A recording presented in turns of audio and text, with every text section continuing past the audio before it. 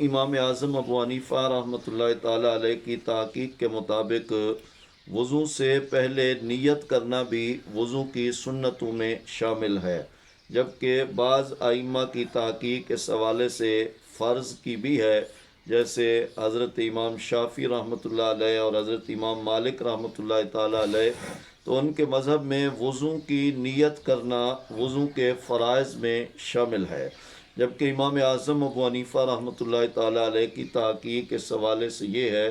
فرمایا کہ وضو کے فرائض کا تذکرہ جس آیہ مبارکہ سورہ مائدہ میں موجود ہے تو وہاں نیت کا تذکرہ موجود نہیں ہے۔ اور دوسری بات یہ ہے کہ وضو جو ہے یہ عبادات مقصودہ سے نہیں، عبادات غیر مقصودہ سے ہے، جو عبادات ہیں لیکن کسی دوسری عبادت کا وسیلہ ہے۔ مثلا یہ جو ہے یعنی اصل عبادت جو مقصودہ ہے وہ تو نماز ہے، تو اس کے لیے پھر وضو جو ہے وہ شرط ہے۔ یہ وضو نماز کی تیاری کے لیے ہے،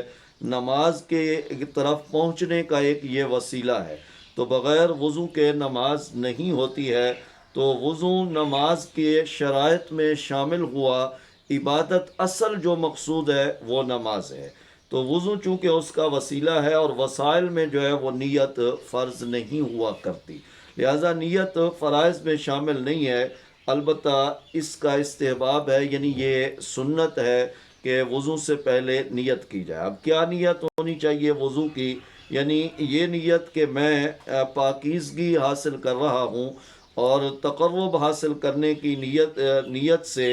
وہ جو ہے یعنی وضو کرے، کہ یہ نیت بنائے، نیت دل کے ارادے کا نام ہے، تو دل میں یہ ارادہ بنائے کہ میں پاکیزگی حاصل کر رہا ہوں اور میں نماز کے لیے اپنے آپ کو پاک کر کے اس قابل بنا رہا ہوں کہ میں نماز پڑھ سکوں۔ تو یہ طہارت کی نیت کرنا، پاکیزگی کی نیت کرنا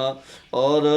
تقرب کی نیت کرنا، یہ وضو کی سنتوں میں شامل ہے۔ اور اس پر فرما کے انما الاعمال بالنیات کے اعمال کا دار و مدار نیتوں پر ہوتا ہے، تو اس کا مقصد بھی یہی ہے کہ اعمال کے ثواب کا دار و مدار نیتوں پر ہے۔ اگر آپ جو ہے یعنی ایک کام نیت کے ساتھ کرتے ہیں تو اس پر آپ کا ثواب ہے، لیکن اگر آپ کسی کام کو بغیر نیت کے کرتے ہیں کام تو ہو جائے گا، تو اسی طرح اگر آپ وضو بغیر نیت کے کریں گے تو وضو تو ہو جائے گا لیکن اس پر ثواب جو ہے وہ کامل نہیں ملے گا۔ ثواب کا ترتب جو ہے وہ نیتوں پر ہوتا ہے، کہ جب آپ نیت کریں گے طہارت کی تو اس پر آپ کو کامل ثواب ملے گا، تو ثواب کا ترتب جو ہے وہ نیت کے ساتھ ہے۔ باقی یہ کہ وضو اگر بغیر نیت کے آپ نے کیا تو وضو ہو گیا، یہ نہیں ہے کہ وضو ہی نہیں ہوگا، بلکہ وضو جو ہے آپ کا ہو جائے گا۔ اور امام اعظم ابو حنیفہ رحمۃ اللہ علیہ کی طرف سے ایک خوبصورت اس کی مثال دی گئی، فرمایا کہ نماز کے لیے جیسے وضو شرط ہے، اسی طرح نماز کے لیے یہ لباس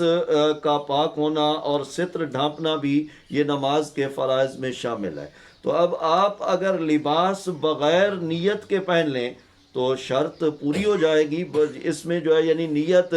اگر نہ بھی ہو تو لباس آپ کا جو ہے وہ پہنا جائے گا۔ یہ نہیں ہے کہ آپ نیت کے ساتھ اگر لباس پہنے تو وہ لباس کا پہننا ہوگا اور ورنہ نہیں ہوگا، تو ایسا نہیں ہے۔ فرمایا کہ بغیر نیت کے بھی اگر آپ لباس پہنے تو لباس تو آپ پہن لیں گے اور اس کے پہننے کا تحقق ہو جائے گا۔ تو اسی طرح اگر وضو آپ بغیر نیت کے کریں تو وضو ہو جائے گا، لیکن اس پر کامل ثواب اس وقت ملے گا کہ جب آپ مکمل سنتیں ادا کریں، اور ان سنتوں میں سے ایک سنت کا نام جو ہے وہ نیت بھی ہے۔ تو نیت وضو کے سنتوں میں شامل ہے، اور نیت یہی کرنی ہے کہ میں پاکیزگی حاصل کر رہا ہوں، اللہ تعالیٰ کا قرب پانے کے لیے، نماز پڑھنے کے لیے میں اپنے آپ کو پاکیزہ اور صاف کر رہا ہوں، تاکہ میں اس قابل ہو جاؤں کہ میں نماز پڑھ سکوں اور اللہ کی بارگاہ میں حاضری دے سکوں۔ اللہ تعالیٰ مجھے اور آپ کو توفیقات عمل نصیب فرمائے۔